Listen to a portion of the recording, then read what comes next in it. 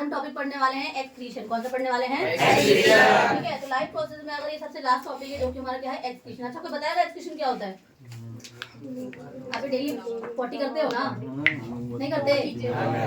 बोलो ना, करते हो? तो ठीक है, तो रिमूवल जो हमारे वेस्ट अपनी बॉडी का जो बाहर निकालते हैं उसी को हम क्या बोल देते हैं? अच्छा, क्या क्या निकालते हो तुम वेस्ट पे, कौन बताएगा? और अरे भाई, वेस्ट में क्या निकालते हो ये तो बता सकते हो? क्या पेपर में क्या आते हो, क्या है, क्या निकालते हो वेस्ट पे? पॉटी करते हो आप, ठीक है, टॉयलेट करने जाते हो, वॉशरूम जाते हो ना? तो जो भी हम यूरिन निकालते हैं और जो भी हम फीसिस करते हैं स्ट्रेट आउट, वो क्या है, हमारा एक प्रोसेस है। जिस प्रोसेस से तो निकाल रहे होगे, किसी प्रक्रिया से तो निकाल रहे होगे, तो एक ऐसा प्रोसेस बेटा जिसमें हम क्या करते हैं, अपने बॉडी के टॉक्सिक सब्सटेंस को, क्या चीज को, अच्छा एक बात बताओ, अगर वो जो तुम्हारा फीसिस है, जो यूरिन है, तुम्हारे काम का होता, तो क्या तुम उसको बाहर निकालते? तो कैसी चीजों को निकालते हैं? जो हमारी बॉडी के लिए टॉक्सिक है पर किसी और के लिए क्या हो सकता है, वो फायदेमंद हो सकता है, बेनिफिशियल हो सकता है, होता है कि नहीं होता है? ठीक है, तो एक्सक्रीशन की क्या डेफिनेशन बन जाएगी, कोई बताएगा मेरे को?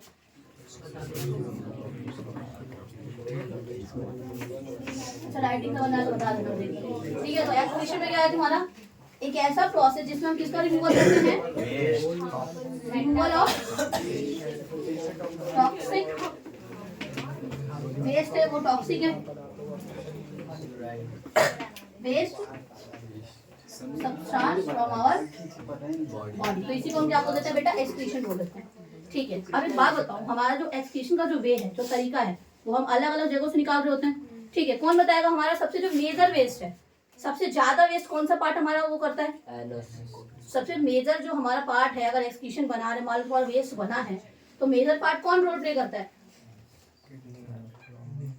वेस्ट बनाने में सबसे ज्यादा हाथ कौन से ऑर्गन का या कौन से हिस्से का है? किसका है? अब इतना वो क्यों होता है, तो सोचिए, बोले किडनी तो है, लीवर से वेस्ट निकाल रहे हो क्या? वो भी निकालता है, लेकिन लीवर का पढ़ा गया अभी तक? ये डायग्राम भी किसका बना पड़ा है? नेफ्रॉन का बना पड़ा है ना? किसमें होता है ये?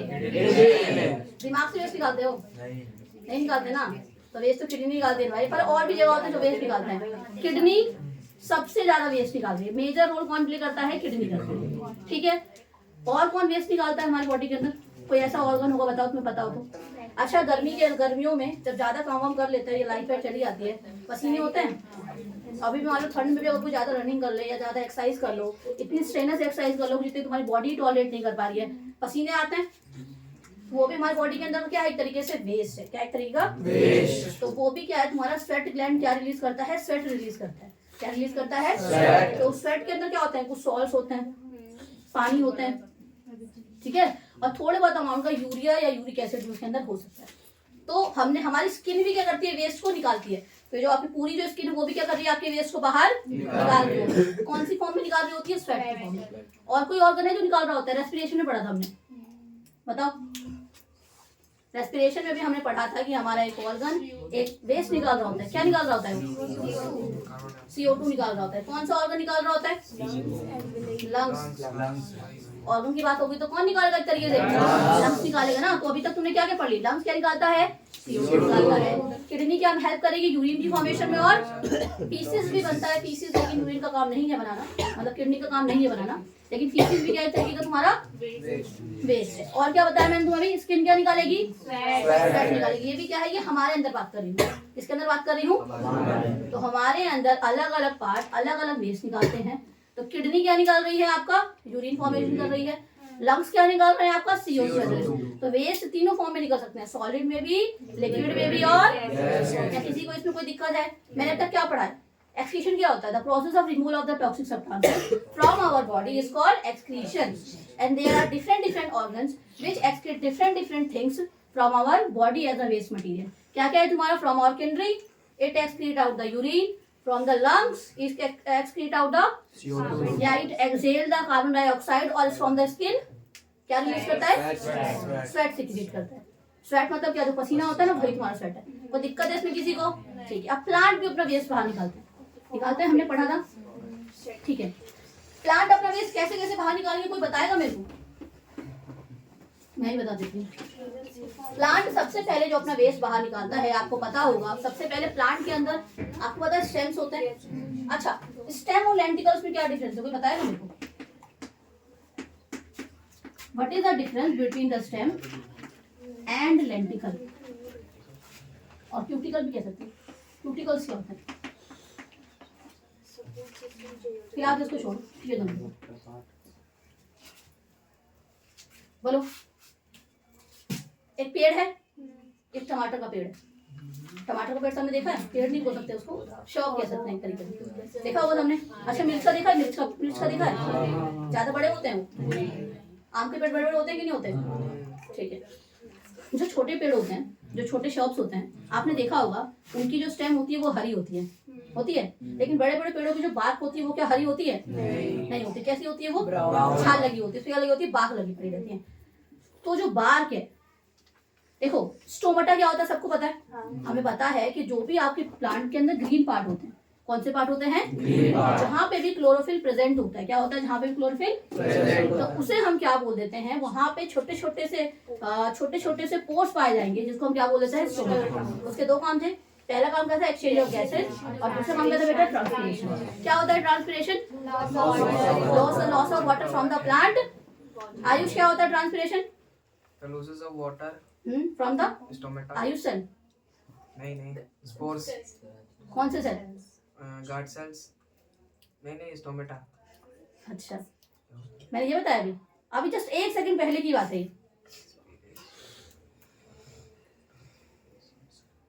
पूरी तरह टेंशन है यहाँ पे होनी चाहिए, ठीक है? तो ट्रांसपिरेशन क्या होता है? एक ऐसा प्रोसेस जिसमें लॉस ऑफ वाटर होता है। कब ज्यादा, मान लो सेल के अंदर पानी ज्यादा हो गया तो पानी क्या कर देगा? वो लॉस कर देगा। कहाँ से करेगा? अपने सेल के अंदर से करेगा, ना स्टोमेटा से करेगा ना कहीं और से करेगा। स्टोमेटा सिर्फ एक जरिया है, लेकिन लॉस कौन कर रहा है? सेल कर रहा है ना, उस प्लांट का तो सेल ही कर रहा है बेसिकली। अब आगे देखो इधर, अब मैंने हमारी बात करते हैं स्टेम और लेंटिकल्स के। तो स्टेम वही तुम्हारा ग्रीन पार्ट और लेंटिकल्स वही तुम्हारा कौन सा? बार्क वाले पार्ट को बोलते हैं। समझ गए? तो यही डिफरेंस है। अगर तुम्हारे पत्तों के ऊपर, स्टेम के ऊपर जो पाया जाता है उसको स्टोमेटा बोलते हैं। क्या बोलते हैं? लेंटिकल्स पे भी पाया जाएगा, ऐसा नहीं वहाँ पे नहीं पाया जाएगा, ये सब जगह होता है। लेकिन लेंटिकल्स क्या है? वो बार्क वाला एरिया हो जाता है। और स्टेम क्या है? जो तुम्हारा ग्रीन वाला एरिया, जिसमें बीच का जो डंडी होता है प्लांट का। समझ गया डिफरेंस कि नहीं समझे? कोई ऐसा बच्चा जिसको ना समझ आया हो? आ गया? पक्का? तो बोलो ना। चलो, ये डिफरेंस समझ आ गया। मैं बता रही थी जो प्लांट है अपना वेस्ट कैसे बाहर निकालता है। तो सबसे पहला तरीका है वेस्ट को बाहर निकालने का, आपको ही पता है कैसे निकालता है। ये जब इसका फोटोसिंथेसिस हो जाता है तो आपको पता है क्या करता है? गैस को रिलीज करता है। हमारे लिए जो हमारा जो वेस्ट है वो क्या है? Carbon dioxide. वो कौन ले लेता है बेटा? चलो बताना। क्योंकि मैंने अभी यही चीज बात बोली थी, अगर वो मेरी बॉडी के लिए, अगर वो होमोसेपाइंस के लिए, मतलब ह्यूमन बीइंग के लिए, अच्छा क्या है ये होमोसेपाइंस? हम ह्यूमन बीइंग के लिए सोसाइटी साइंटिफिक में, ठीक है? तो अगर कोई चीज हमारे ह्यूमन बॉडी के लिए वेस्ट है ना, तो वही चीज किसी और के लिए क्या हो सकती है? फायदेमंद। तो मैंने अगर CO2 एक्सहेल करा है तो उसे कौन लेगा?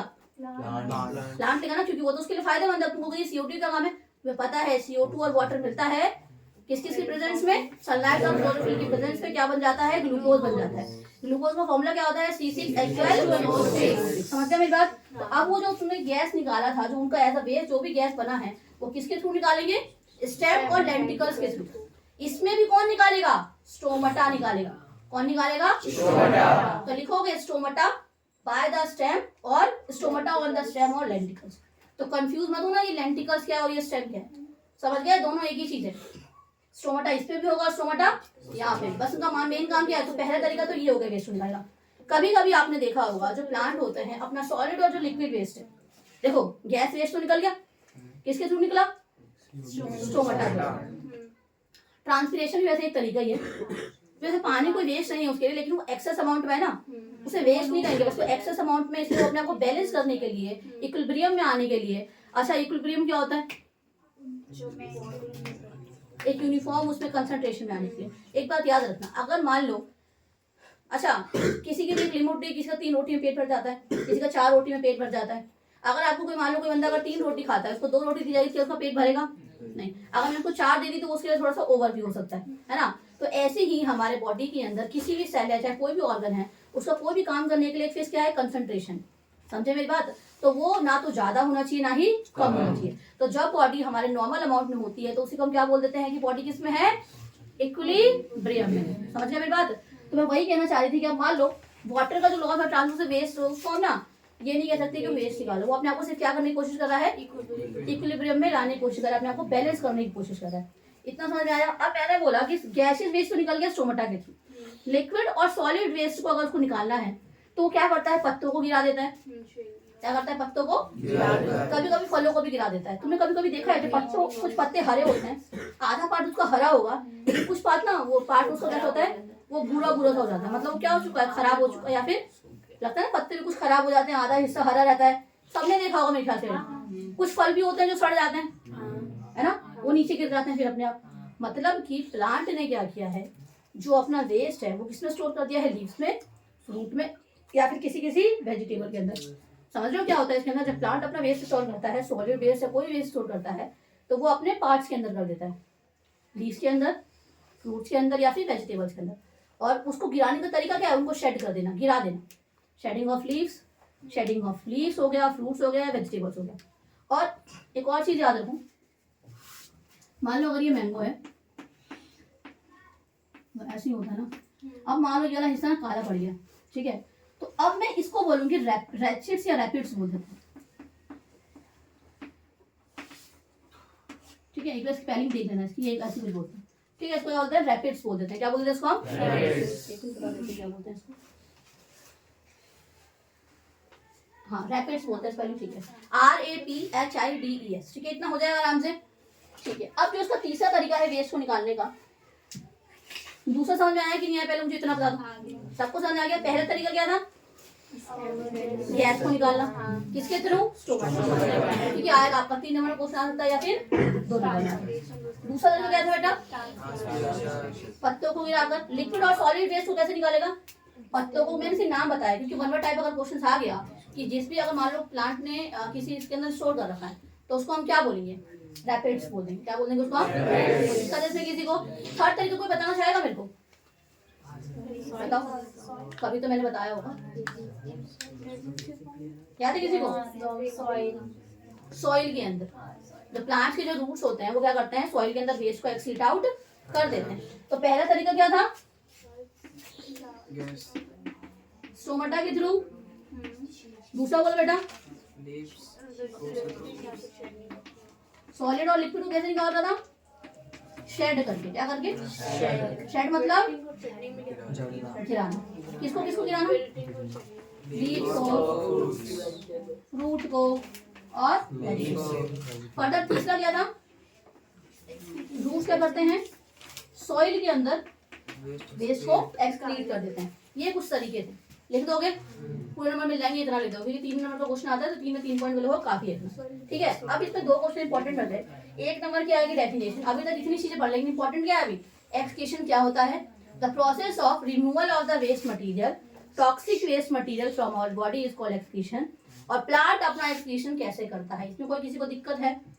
अब हमारा जो अगला टॉपिक आता है, जो बोर्ड के हिसाब से इंपॉर्टेंट, पढ़ने के लिए इसमें बहुत कुछ है, लेकिन मैं बोर्ड के हिसाब से अभी करा रही हूँ, ठीक है। अब बोर्ड के हिसाब से तीसरा इंपॉर्टेंट टॉपिक है यूरिन फॉर्मेशन। क्या है, उससे पहले एक नंबर में एक क्वेश्चन आ जाता है, क्योंकि जो यूनिसेलुलर ऑर्गेनिज्म है उनको पता होना चाहिए, अमीबा अपना वेस्ट कैसे निकालता है, अर्थवॉर्म अपना वेस्ट कैसे निकालता है। आपको इन 2 ऑर्गेनिज्म का पता होना चाहिए। अमीबा कैसा ऑर्गेनिज्म है, यूनिसेलुलर। अर्थवॉर्म कैसा है, मल्टीसेलुलर। अमीबा का आपने पढ़ा होगा, वेस्ट कैसे निकालता है, अपनी मॉइस्ट स्किन के थ्रू निकालता है। इसके थ्रू निकालता है, उसको अगर गैसियस वेस्ट निकालना होगा तो किससे निकालेगा, मॉइस्ट स्किन से। पर अगर उसको अपना सॉलिड वेस्ट निकालना है, क्या निकालना है, तो मैंने क्या बताया था, याद करो, कॉन्ट्रेक्टाइल वैक्यूल। तो अमीबा के पास बेटा ऐसे वैक्यूल होता है, कॉन्ट्रेक्टाइल, और ये उसका न्यूक्लियस है। तो इसमें वेस्ट स्टोर होता चला जाएगा, ये मेम्ब्रेन के पास जाएगा। कहाँ जाएगा ये मेम्ब्रेन के पास जाएगा, यहाँ पे फ्यूज करेगा, इस मेम्ब्रेन को रप्चर करेगा। क्या करेगा, मेम्ब्रेन को रप्चर बोले तो फाड़ देगा या वैसे कुछ कर देगा, ठीक है। और जैसे ये रप्चर करेगा बेटा, वेस्ट क्या कर जाएगा, थर्ड स्टेप में वेस्ट कैसे आ जाएगा, देख लो,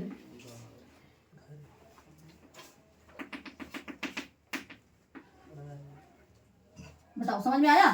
पहले क्या किया, वेस्ट स्टोर हो गया, दूसरे स्टेप में क्या हो जाएगा, प्लाज्मा मेम्ब्रेन की तरफ उसके मूव करेगा, तीसरे स्टेप में क्या करेगा, प्लाज्मा मेम्ब्रेन को रप्चर करने की कोशिश करेगा। और जैसे ही प्लाज्मा मेम्ब्रेन रप्चर हो जाएगा उसको वहां से बाहर निकालेगा।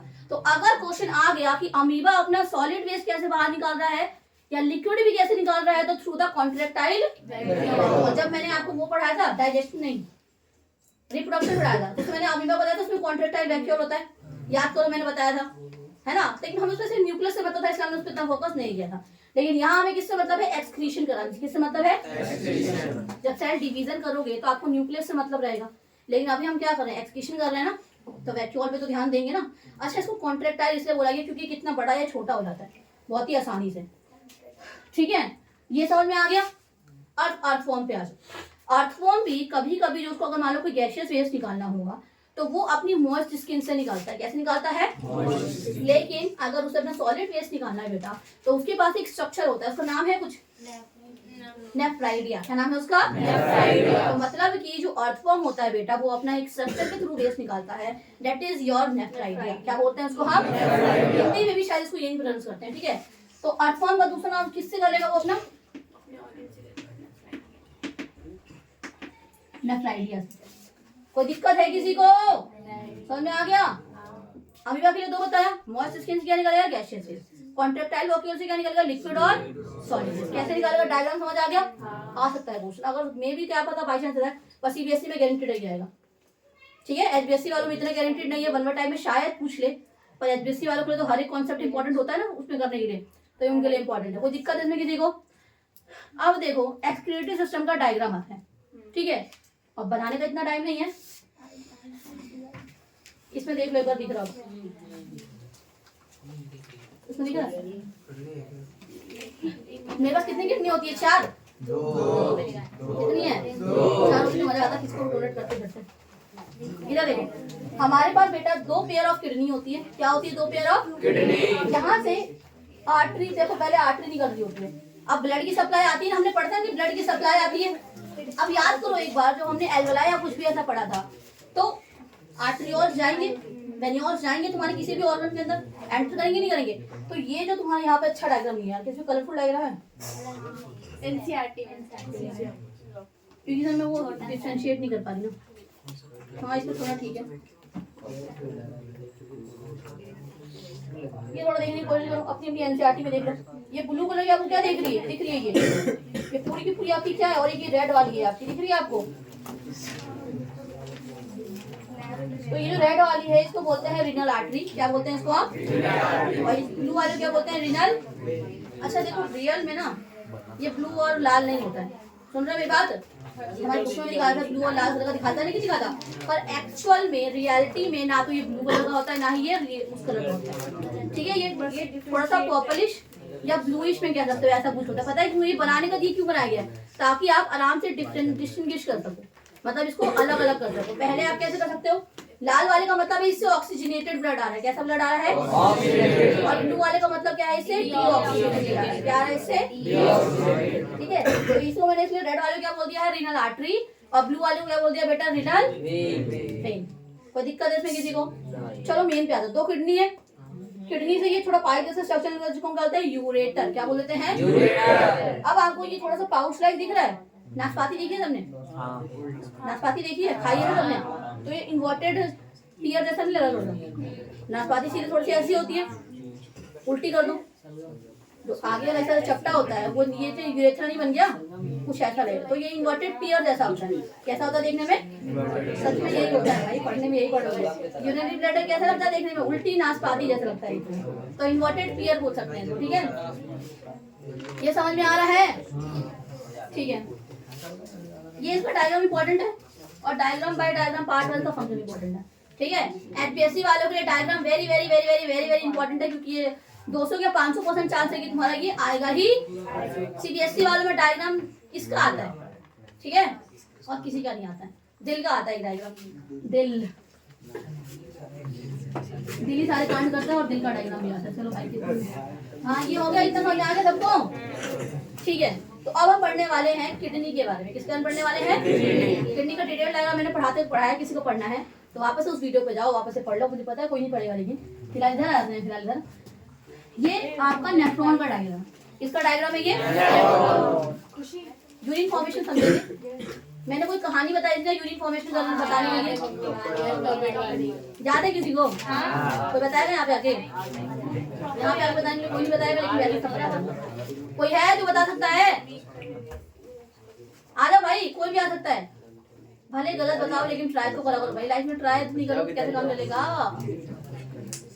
पुष्कर है, आ पुष्कर, तालियां हो जाए पुष्कर भाई के लिए।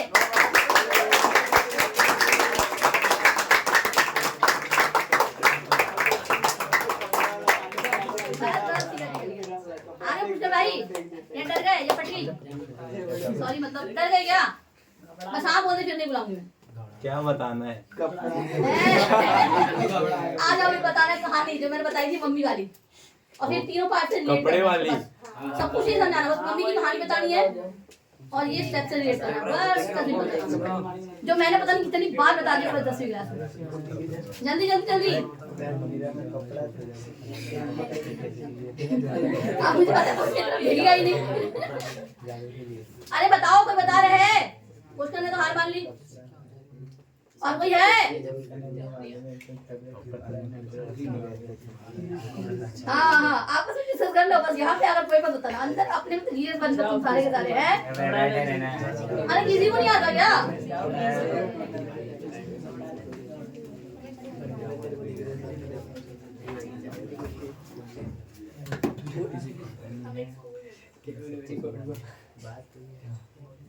कोई है जिसको आता हो? नहीं है कोई?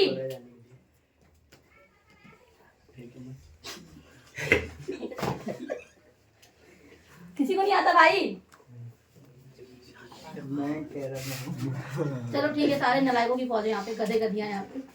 बाहर ना आंटी से 4 मांग लेना, दे देंगी वो। इधर देखो, यहाँ मैं ही दिलवा दूंगी। चलो डस्टर को वहां से करना। किस के पास खुद की अलमारी है घर पे? अरे बाप रे, इतने अमीर लोग हो भाई। कौन करे वो भी तेरा हाथ खड़े करना पड़े। भाई मैं इतनी बड़ी हो गई, पता भी तक नहीं भाई।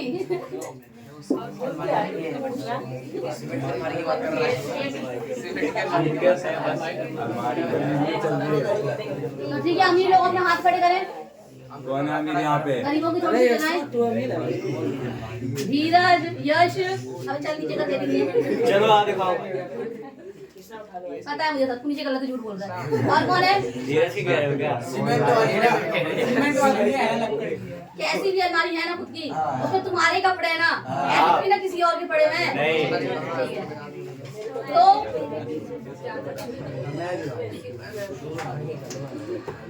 चलो ठीक है, अब यूनिट फॉर्मेशन स्टार्ट करते हैं। मान लो थोड़ी देर के लिए आपके पास आपकी खुद की अलमारी है, ठीक है? थोड़ी देर के लिए थोड़ा अमीर हो जाते हैं, मैं भी मान लेती हूँ खुद की अलमारी नहीं है, ठीक है? तो अलमारी वैसे ऐसी नहीं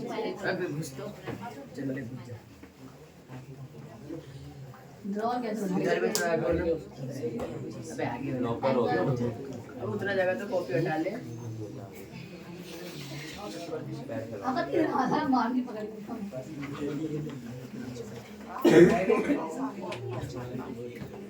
चलो इधर देखो, इसमें गेट भी है लेकिन वो भी नहीं है, बता देंगे। सीधा देखो ये अलमारी है, हमारी अलमारी है, सबकी अपनी अपनी अलमारी है। इसमें कुछ कपड़े होंगे, क्या रखना चाहोगे बताओ? साड़ी रख दो।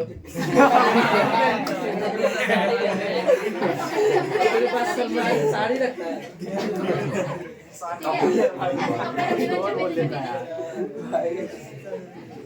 ठीक है, तुम्हारी मम्मी जी आई, सुन लो ध्यान से इधर, फिर बुलाऊंगी यहाँ किसी को उठा लूंगी, फिर वो आके मेरे को समझाएगा इस कहानी को। तो पहले ऐसे सुनो, ये आपकी खुद की अलमारी है, अपनी अलमारी है, ये आपकी खुद की अलमारी है, खुद हो जाओ इसके लिए, जिसमें सिर्फ आपके खुद के कपड़े हैं, ठीक है? तो मम्मी आएगी, इसका एग्जाम्पल लूं, बंटी, ठीक है? बंटी की मम्मी आई, मम्मी ऐसी होती है, उसको बना रही देखो, वो आएंगी और बोलेंगी कि अपनी अलमारी साफ कर ले, कपड़े पूरे भर रखे हैं, जैसे मतलब ये खोलता होगा ना सारे कपड़े बाहर यार पहले शक्ल बंद करेंगे। इधर देखो, तो मम्मी आई और उसने बोला कि बेटा अपनी अलमारी साफ कर लो। इस कहानी समझ रहा है पेपर में ये कहानी मत लिख के आना ना भाई। आज पता है मेरे सर ने बताई एक बात कि ना री के पेपर होते हैं ना, जैसे होता है कि कॉलेज में री के पेपर होता है, तो उसमें कुछ ऐसा था कि एक बच्चे ने लिखा है, एक बच्चे ने लिखा था, मेरी क्लास में कोई था, पता नहीं कौन था, उसमें कुछ ऐसा मतलब कुछ भी मतलब ऐसा कुछ लिखा था, किसी का पेपर चेक कर लोगे कि सर मैं इस वजह से पेपर नहीं दे पाया था, मतलब मैं बीमार था, मैं पेपर नहीं दे पाया था, तो सर मतलब मुझे पास कर देना, कुछ ऐसा लिख कर आया था वो री के पेपर में। भाई वो पढ़ लेता इतनी देर में करके। तो तुम्हें जो कहानी बताई है ना, वो कहानी मत लिखे, क्योंकि बच्चे ऐसा करते हैं भाई, ये रियल फैक्ट है, समझ गए? ये कहानी मत लिखे, अरे कहानी सिर्फ समझने के लिए है। किसके लिए है? किसके लिए है? समझने के लिए। मेरी मम्मी आई कपड़े निकालने को बोला, ऐसे नहीं करना है, ठीक है? ये तीनों स्टेप को रिलेट करने के लिए है। चलो अब ये क्या है आपका, मम्मी जी आई, मम्मी आई और मम्मी ने बोला बंटी अपने कपड़े साफ कर ले, मतलब कपड़े साफ नहीं कर ले, इस अलमारी में बहुत सारे कपड़े भरे पड़े हैं, तो काम के कपड़े रखो और बेकार कपड़े गरीबों में दान कर रहे हैं। क्या मतलब मैं खुद गरीब हूँ, दूसरों को करता। चलो छोड़ो, इधर देखो। तो सबसे पहले मम्मी आई और उन्होंने बोला कि अपनी अलमारी साफ करो, कुछ ज्यादा ही कपड़े हो गए उसमें, काम के कपड़े रख लो और बेकार कपड़े निकाल के बाहर रख दो, ठीक है? हाँ। इसके बाद क्या होगा, बंटी ने क्या करा, कपड़े साफ करने पहले अपनी अलमारी खोली, ठीक है? अब वो पहले थोड़ी देर देखता है कि निकालना क्या गया इसमें से, क्योंकि अब इतना सारा देखे तो कुछ नहीं समझाएगा। अब एक बात बता, कोई कपड़े एकदम एकदम उसमें ऐसे वो करके रखे पड़े हैं, तो क्या कोई साफ कर पाएगा? नहीं कर पाएगा। तो सबसे पहले बंटी ने क्या करा, सारे कपड़े बाहर निकाल दिए। क्या कर दिया उसने? सारे। लेकिन क्या उसने ड्रॉर भी निकाल के फेंक दिया? बताओ मेरे को, क्या उसने अलमारी का ड्रॉर निकाला? उसमें जो हैंगर लटके पड़े होते हैं उसको निकाला? नहीं निकाला। तो बंटी ने क्या करा, सबसे पहले सारे कपड़े तो बाहर निकाल दिए, और इसको तुम समझ सकते हो ब्लड। ये क्या है तुम्हारा? अलमारी क्या है? एक तरीके से ब्लड की तरह काम करती है। मतलब कि पहले स्टेप में होती है अल्ट्रा फिल्ट्रेशन। इसका मतलब क्या होता है कि ब्लड के अंदर से सारी चीजें बाहर आ जाती हैं, बस क्या बाहर नहीं आता? कुछ चीजें बाहर नहीं आती। इतना बस समझो पहले, समझ गए? अच्छा एक बात बताओ, क्या बाहर आएगी? छोटे छोटे मॉलिक्यूल्स बाहर आ जाते हैं। क्या बाहर आते हैं? छोटे छोटे मॉलिक्यूल्स। वो हम बात से समझेंगे, पहले तीनों स्टेप को थोड़ा रिलेट कर लेते हैं। क्या आपने ड्रॉर बाहर निकाला बंटी ने? नहीं निकाला। ये निकालना मतलब कदों वाली हरकत हो जाएगी। हैंगर निकाला? नहीं निकाला। तो अलमारी में से सारी चीजें तो बाहर निकाल दी, पर हैंगर निकाला? नहीं निकाला। क्या उसने ड्रॉर निकाला? नहीं निकाला। ठीक है, तो पहला स्टेप हो गई अल्ट्रा फिल्ट्रेशन। इसका मतलब जो ये एफरेंट आर्टरियोल है, ये इफरेंट आर्टरियोल है, एफरेंट आर्टरियोल जो ब्लड लेकर आ रहा है, ये आपका ग्लोमेरुलस है। इसको मैंने लिखा नहीं है वैसे, इसे हम group of capillary, tract of capillary या क्लस्टर ऑफ कैपिलरी भी कहते हैं। ठीक है, तो एफरेंट आर्टरियोल से जो ब्लड आता है, इसमें भी वेस्ट है। क्या इसके अंदर भी वेस्ट ग्लोमेरुलस में आएगा। और ये जो आपका सी शेप है, इसे बोलते हैं बोमेन कैप्सूल। क्या बोलते हैं इसको आप? Bowman capsule. तो सबसे पहले जैसे ही इसने सारे कपड़े बाहर निकाले, यानी कि इस ब्लड में से सारी चीजें कहाँ जाएगी? Bowman capsule. समझे? इस ग्लोमेरुलस में से सारी चीजें कहाँ पे आ गई बेटा? बोमेन कैप्सूल के अंदर आ गई। किसके अंदर आ गई? Bowman capsule. बस कुछ चीजें बाहर नहीं आई थी, नहीं आई थी ना, वो चीजें थी आपकी फॉर्म्ड एलिमेंट्स और कुछ प्रोटीन। क्या है वो आपके?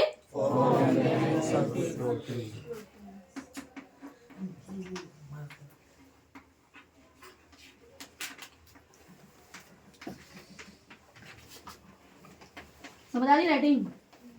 साफ लिख रही। ठीक है, फॉर्म्ड एलिमेंट क्या क्या है? आरबीसी, डब्ल्यूबीसी और प्लेटलेट। और प्रोटीन कौन कौन से हो जाएंगे? फिब्रिनोजन, एल्ब्यूमिन और ग्लोब्यूलिन्स। लिख दे रही हूँ।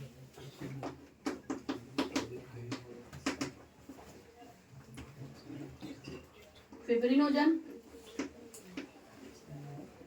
ग्लोब्यूलिन्स और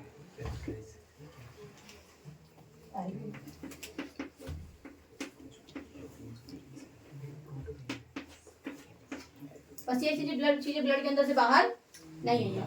स्मॉल मॉलिक्यूल क्या करते हैं? बाहर वो कौन से सकते हैं? सॉल्ट हो सकते हैं, वाटर हो सकता है, कुछ आयंस हो सकते हैं। ये सारी चीजें क्या करते हैं? हमें ब्लड के अंदर से बाहर आ जाती है। तो छोटे छोटे मॉलिक्यूल क्या करेंगे? वो ब्लड के अंदर से बाहर आ जाएंगे। किसके अंदर आ जाएंगे? Bowman capsule. क्या रह जाएगा, जैसे ड्रॉर और ये हैंगर क्या हो जाएंगे, वो ये चीज है। फॉर्म्ड एलिमेंट सर कुछ प्रोटीन, प्रोटीन आपके ये है। फॉर्म्ड एलिमेंट कौन कौन सा है, WBC, RBC और पहला स्टेप समझ में आया, दोबारा रिपीट करूं। अल्ट्रा फिल्ट्रेशन का मतलब है कि ब्लड के अंदर से सारी चीजें बोमन कैप्सूल के अंदर आ जाएगी, ठीक है। और क्या चीजें नहीं आएंगी, लार्जर एलिमेंट्स या लार्जर मॉलिक्यूल, जैसे कि आपके formed element which is your RBC, WBC and platelet। RBC क्या होता है, red blood cells, and WBC is the white blood cells। Platelet किसमें हेल्प करता है, क्लॉट फॉर्मेशन में हेल्प करता है। WBC क्या करता है, हमारे बॉडी का स्कैवेंजर ऑफ द सेल कह सकते हैं, सेल नहीं बॉडी कह सकते हैं, और सोल्जर ऑफ द बॉडी कह सकते हैं, डिफेंस मैकेनिज्म में रोल प्ले करता है, ठीक है। और RBC क्या करता है, मैंने कल ही बताया था, हीमोग्लोबिन नाम का पिगमेंट होता है, उसको कैरी करके लेके जाता है, ठीक है। उसके बाद वो ऑक्सीजन को कैरी करके कार्बन डाइऑक्साइड को लेके जाएगा, तो मेनली इंपॉर्टेंट चीजों को उनकी जगह तक पहुंचाना है। वेस्ट को भी क्या करता है, बाहर निकलवाने में हेल्प करती है। कार्बन डाइऑक्साइड बॉडी के लिए वेस्ट है ना, उसको निकलना इंपॉर्टेंट है, ठीक है। तो पहला स्टेप मेरे ख्याल से सबको समझ में आ गया, ठीक है। तो अब बंटी सोच रहा है कि मैंने कपड़े तो बाहर निकाल दिए, ये बंटी है, अब इतने सारे कपड़े तो बाहर निकाल दिए मैंने, ठीक है। बंटी ने क्या करा, सारे कपड़े बाहर निकाल दिया। अब वो कंफ्यूज है कि मुझे इसमें से क्या अंदर रखूं और क्या अंदर नहीं रखूं। तो सबसे पहले बंटी ने कुछ कपड़े अंदर रख दिए, जो मतलब वो आजकल की डेली लाइफ में पहनता है। तो इसने क्या करे, अब देखो यहाँ बाहर निकाले ना, मतलब ये किडनी के अंदर आई है, कहाँ ये सारी चीजें, किडनी को आ गई ना, किडनी की पार्ट के अंदर ही तो आ गई, नेफ्रॉन के अंदर आ गई। अब इसने वापस उस पार्ट में से कहाँ डाल रहा है, वापस से ब्लड के अंदर, कहाँ डाल रहा है, मतलब चीजें। तो मतलब बंटी ने क्या करा, काम की चीजें तो अंदर डाली। अब जो अभी पहन रहा है वो काम का है कि नहीं, इतना होता है। तो इसका मतलब बंटी ने यूजफुल चीजें तो अंदर डाल दी अलमारी के। अब फिर से बैठा पड़ा है, अब सोच रहा है नहीं यार, ये तो मुझे मैंने बचपन में पहनता था, इससे मेरी याद जुड़ी पड़ी है। तो कुछ ऐसी चीजें होती है लाइफ में जिसको हम मतलब चाह के भी नहीं फेंक पाते।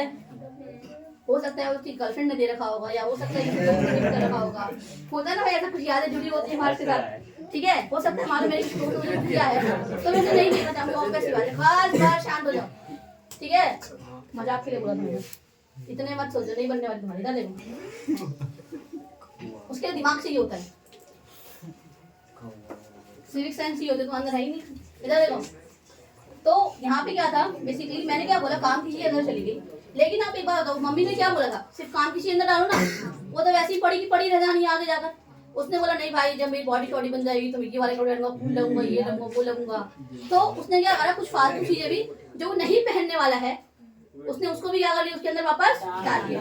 मतलब कि काम की चीजें तो गई और साथ में वेस्ट भी चला गया। पहले स्टेप को जरा रिलेट करो। एक बात बताओ, क्या ब्लड के अंदर से अगर सारी चीजें बाहर आ गई होंगी तो क्या सारी चीजें वेस्ट होंगी? खुद सोचो ना जरा ये वाली बात। अगर पहले स्टेप में अल्ट्रा फिल्ट्रेशन में सारी चीजें बाहर आ गई थी तो क्या उसमें से सारी चीजें वेस्ट थी? नहीं थी। इसीलिए हम दूसरे स्टेप में यूजफुल चीजों को वापस अंदर डालते हैं। इसका मतलब जो भी चीजें तुम्हारे बोमन कैप्सूल में आएगी उसको हम बोलेंगे अब फिल्ट्रेट। क्या बोल देंगे? फिल्ट्रेट। और अब ये चीज आएगी तुम्हारे पीसीटी के पास। किसके पास जाएगी? That is your proximal convoluted tubule.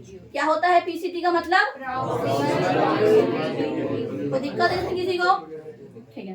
तो इस पीसीटी में जब मेरी चीजें जाएंगी तो उसकी वजह से क्या होगा, ब्लड के अंदर वापस, क्योंकि देखो बेकार चीजों को हमने अच्छी चीजों को निकाल सकते हो क्या बॉडी से? अच्छी ये तो चाहिए ना एनर्जी बनाने के लिए, काम करने के लिए, एटीपी बनाने के लिए। तो अब क्या करेगा, जो तुम्हारा पीसीटी वगैरह जो बाकी पार्ट है मेरे, वो बेसिकली जो सारे ट्यूबुलर पार्ट है, ये सारे मेरे ट्यूबुलर पार्ट है। ये भी ट्यूब वाला पार्ट है, ये भी ट्यूब वाला पार्ट है, ये भी और ये सारे। तो इनको हम क्या बोलते हैं? ट्यूबुलर पार्ट बोलते हैं। क्या बोलते हैं इनको हम? Tubular part. ठीक है। तो बंटी ने क्या कर दिए, काम के कपड़े भी अंदर डाल दिए और थोड़े से नहीं, अब कुछ मान लो कुछ चीजें रह गई है। ठीक है। अब मान लो मम्मी आएगी, मम्मी आई, ठीक है।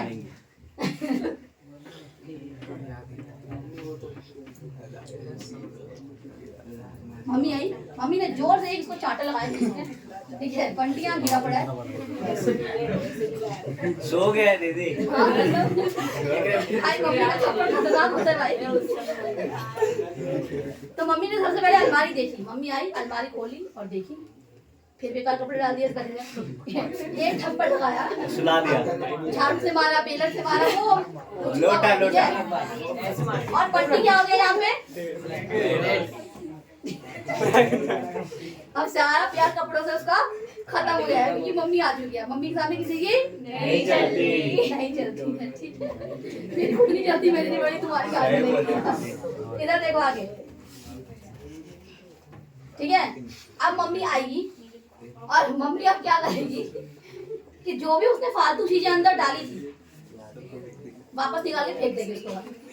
ठीक है कि ये इसके अंदर नहीं रहेगी, इसको बाहर निकाल दो, गरीबों को दान करेंगे। ठीक है, इतना समझ में आया। तो इसी को मान लो, अब देखो एक बात बताओ, जब तुमने क्या करा था पीसीटी के अंदर जब चीजें आ गई थी वुमेन कैप्सूल में, तो काम की चीजें भी आई थी और बेकार चीजें भी आई थी। तो हमने क्या करा, जब काम की चीजें वापस ब्लड में डाल रहे थे तो थोड़े बहुत वेस्ट मॉलिक्यूल भी चले गए थे। अब थर्ड स्टेप आता है सिक्रीशन। ट्यूबुलर रीएब्जॉर्प्शन का मतलब समझे कि ट्यूब में से वापस से रीएब्जॉर्प्शन होगी। मतलब जो भी चीजें ट्यूब में आई है, रीअब्जॉर्ब मतलब क्या होता है, वापस से उसको एब्जॉर्ब करना। तो वापस से एब्जॉर्ब कर कहाँ गई, वो ब्लड के अंदर। कहाँ चली गई? अच्छा, इस नेफ्रॉन के आसपास ना हर जगह पे कैपिलरीज होती हैं।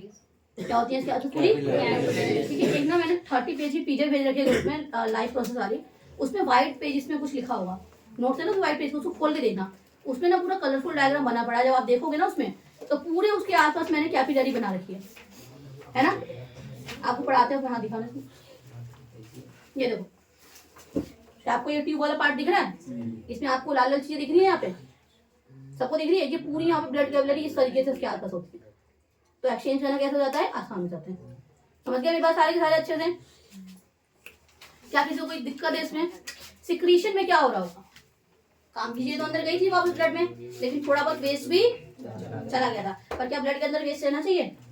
इसीलिए जो मम्मी ने जो थप्पड़ मारा है, इसका मतलब जो ब्लड से वापस जो चीजें बाहर निकाली है, मतलब वो सिक्रीशन हुई है। क्या हुई वापस से? वो कहाँ से हुई है?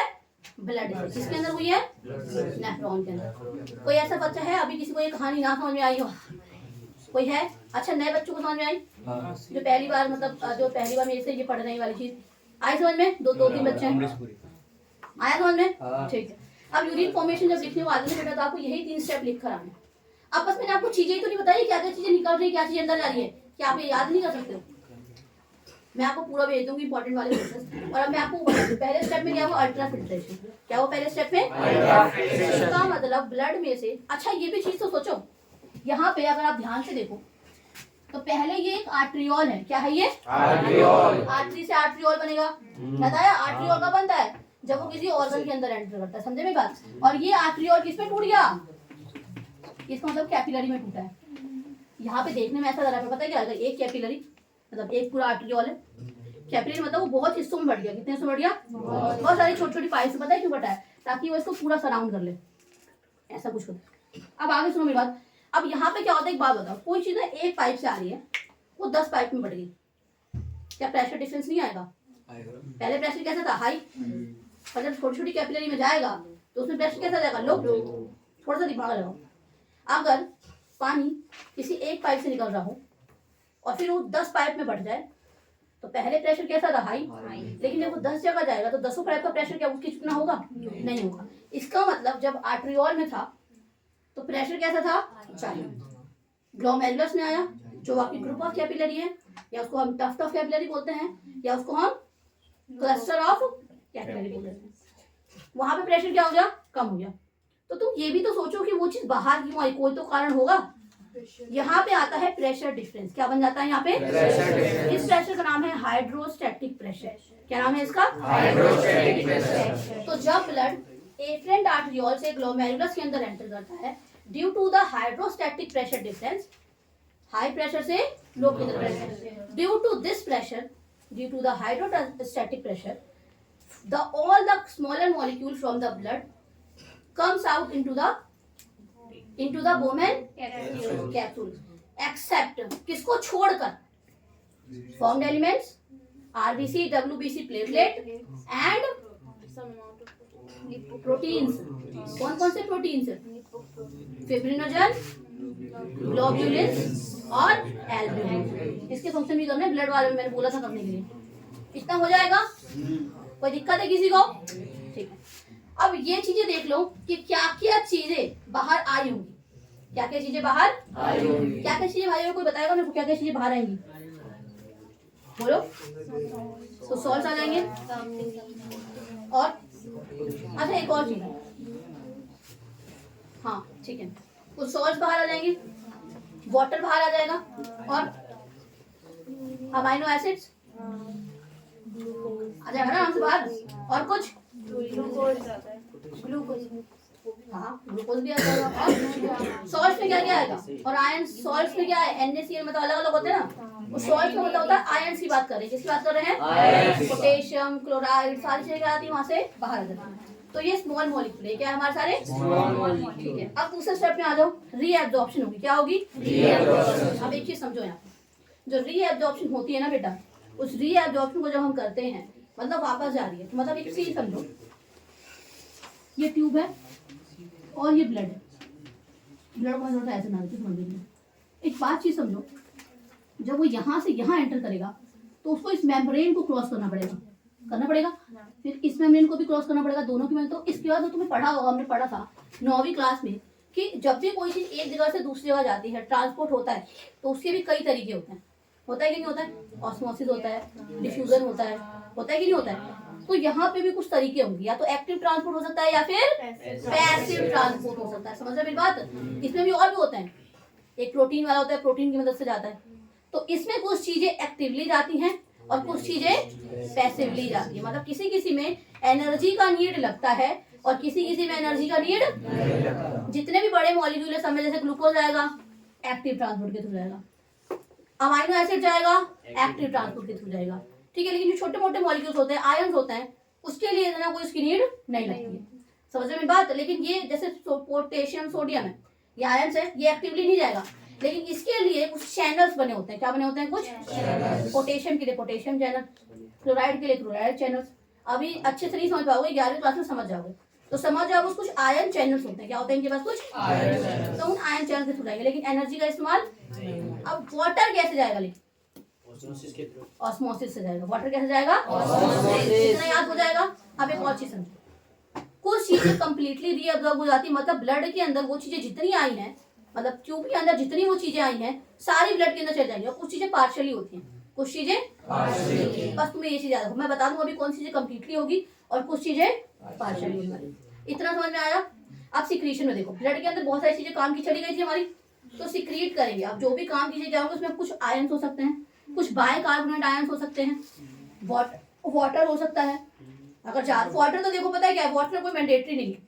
अगर ब्लड के अंदर ज्यादा है तो ट्यूब में डाल देगा, और ट्यूब में ज्यादा है तो ब्लड का कोई इतना वो रोल नहीं है, ठीक है। ब्लड तो आना जाना रहता है, वो सिर्फ रेगुलेट करता है माइंड को, यहाँ ज्यादा है तो वहां चला जाएगा, वहां ज्यादा है तो यहाँ। लेकिन बाकी चीजें एकदम जरूरत के हिसाब से होती है, कि वहां गया तो दिक्कत कर सकता है, उसके हिसाब से होती है। अब एक और चीज समझो, सिक्रीशन में क्या होगा? ब्लड के अंदर से निकल रही है ना, तो कुछ आयन चले गए हैं, वो वापस आ जाएंगे। नहीं, सिक्रीशन कर रहा है ना, तो आयन को नहीं भेजेगा, आयन तो आयन को अपने पास ही रख लेगा। लेकिन वेस्ट है, मान लो यूरिया उसके अंदर रह गया तो उसको बाहर निकाल देगा। जो भी चीजें हमारे, अगर मान लो एक्सेस आयन, कितने आयन है, तो उसको बाहर निकाल देगा, लेकिन काम वाले आयन को बाहर नहीं निकालेगा। इतना समझ गया मेरी बात? एक और चीज समझो, अमोनिया को, नाइट्रोजन वाले कंपाउंड को बाहर निकाल देता है। नाइट्रोजन हमारी बॉडी के लिए वेस्ट है, तो अमोनिया को बाहर निकाल सकता है, क्रिएटिनिन को बाहर निकालेगा ब्लड के अंदर अगर है तो, ठीक है। ये सारी चीजें बाहर निकलती है उसमें। अब आगे देखो इधर, अब जो तुम्हारा बचा है, अब जो भी तुम्हारा कंटेंट बचा है उसे हम बोलते हैं यूरिन। क्या बोल देते हैं? यूरिन। लेकिन ये काम तो तुम्हारा डीसीटी तक खत्म हो जाता है। डीसीटी में यूरिन बन चुका है, लेकिन अभी तक अभी वो प्रॉपर यूरिन नहीं। अब ये पूरा जाएगा कलेक्टिंग डक्ट के पास। कहाँ जाएगा बेटा? ये कलेक्टिंग डक्ट। और जो कलेक्टिंग डक्ट है वो बेसिकली क्या करने वाला है? कलेक्टिंग डक्ट इसको कंसंट्रेट करेगा। क्या करेगा? यूरिन को मतलब अगर यूरिन के अंदर एक्सेस अमाउंट में पानी है, उस पानी को भी बाहर निकालेगा। समझे मेरी बात? तो कलेक्टिंग डक्ट बॉडी के हिसाब से काम करेगा। अगर तुम्हारी बॉडी के अंदर पानी, एक बार तो तुम्हें लूज मोशन हो रहे हैं, क्या हो रहा है? पानी ज्यादा निकल रहा है, तो उस टाइम पे कलेक्टिंग डक्ट कोशिश करेगा कि यूरिन में से जितना ज्यादा पानी हो सके उतना ज्यादा पानी को वापस खींच ले। और वैसे नॉर्मली वो कंसंट्रेट कर रहा होता है, लेकिन जब जरूरत ज्यादा होती है वो ज्यादा वाटर को पुल करते हैं, समझे। और अब जो कलेक्टिंग डक्ट में बचा हुआ है वो है आपका कंसंट्रेटेड यूरिन। क्या है अब आपका वो? और फिर हम क्या करते हैं? बाहर निकाल देते हैं। किसके थ्रू? यूरेथ्रा के थ्रू। किसके थ्रू? कोई दिक्कत है किसी को इसमें? वो लास्ट बार था ना यूरिनरी ब्लैडर का जो नीचे वाला हिस्सा था, अब यूरिन थोड़ी देर तक स्टोर भी होकर रहेगा, आपका होगा ना स्टोर, कहाँ पे स्टोर होता है यूरिन छोड़ देता? यूरिनरी ब्लैडर के अंदर होता है ना स्टोर। अब बताओ कोई बच्चा है जिसको समझ नहीं आया थोड़ा सा भी, बोलो एक बार। वो किसी पे है वो लिखा हुआ कि कौन से आयन जाएंगे कौन से नहीं जाएंगे अंदर बाहर वाला? इसमें नहीं है भाई पेज वाले में। बताओ समझ में आया? लिखा है। पहले बताओ ये समझ में आ गया इतना? इधर है और पीछे है। इधर दीदी इस साइड। सही ना? अरे इस साइड लेफ्ट साइड। अच्छा ये है। तो इधर देख लो भाई, तुम्हारा एक्टिवली ट्रांसपोर्ट से कौन कौन सी चीजें जा रही है तुम्हारी?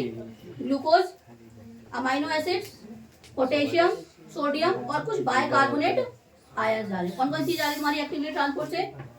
ग्लूकोज लिख लो। मैंने क्या कर दिया, ऑप्शन होगी दो तरीकों से होगी, एक एक्टिव से होगी और एक पैसिव से। तो जो आयंस का है ना वो इतना मैंडेटरी नहीं है, वो हो किसी से भी सकता है, लेकिन जो मेन है उसको लिख लो। ग्लूकोज, अमाइनो एसिड्स, दो वाली बात की मैंने। बाइकार्बोनेट आयन को बोलते हैं SCO3 आयंस। ये कौन सा आयन है? Bicarbonate ion. कौन सा आयन है ये? ठीक है। ऑस्मोसिस से क्या हो जाएगा तुम्हारा? वाटर रिमूव हो जाएगा। ठीक है। और ये जो हमारा स्टेप है ना बेटा, ये किस में हेल्प करता है? हमारी होम्योस्टेसिस को मेंटेन करने में हेल्प करता है। होम्योस्टेसिस क्या होता है कोई बताएगा?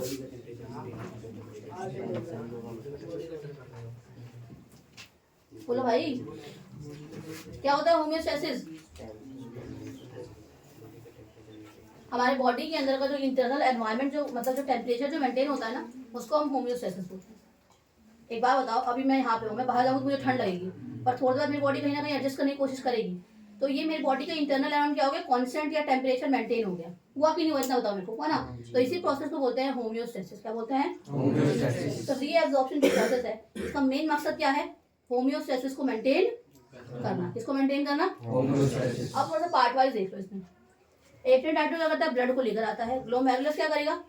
यहाँ पे अल्ट्राफिल्ट्रेशन होगी, लेकिन एक्चुअल में हो कहाँ रही है? साइट कौन सा है ये तुम्हारा करने का? कर ये रहा है, हो कहाँ रही है? बोमेन कैप्सूल के अंदर हो रही है। बोमेन कैप्सूल कैसे शेप का है? सी शेप का। कैसे शेप का है? सी शेप। इसके बाद आ जाओ पीसीटी पे। किस पे आ जाओ? पीसीटी के पास सबसे ज्यादा रीएब्जॉर्प्शन होती है। अगर क्वेश्चन आ जाए कि मैक्सिमम रीएब्जॉर्प्शन कहाँ होती है बेटा, तो कौन से वाले पार्ट में होती है? पीसीटी में होती है। कहाँ होती है? अब आ जाओ तुम, ये लूप ऑफ हेनले, पूरा मेरा क्या है? लूप ऑफ हेनले, या इसको लूप ऑफ हेनले या हेनलेस लूप बोल देते हैं। ये जो मेरा पार्ट है थोड़ा सा मोटा है, थोड़ा सा पार्ट पतला है, समझ में आ रहा है? ये थोड़ा सा पतला हो, ये थिक है और ये थिन है। तो ये जो ऊपर से नीचे जा रहा है उसको बोलते हैं डिसेंडिंग लूप ऑफ हेनले। क्या बोलते हैं इसको? और ये जो ऊपर जा रहा है ये आपका है असेंडिंग लूप ऑफ हेनले। क्या है आपका? जो डिसेंडिंग लूप ऑफ हेनले होता है वो पानी के लिए परमिएबल होता है। किसके लिए परमिएबल होता है? मतलब कि वो पानी के एक्सचेंज को अलाउ करेगा। किसको अलाउ एक्सचेंज करेगा? लेकिन सॉल्ट को अलाउ नहीं करेगा। अब एक चीज याद रखो, इसका उल्टा ठीक असेंडिंग वाला है।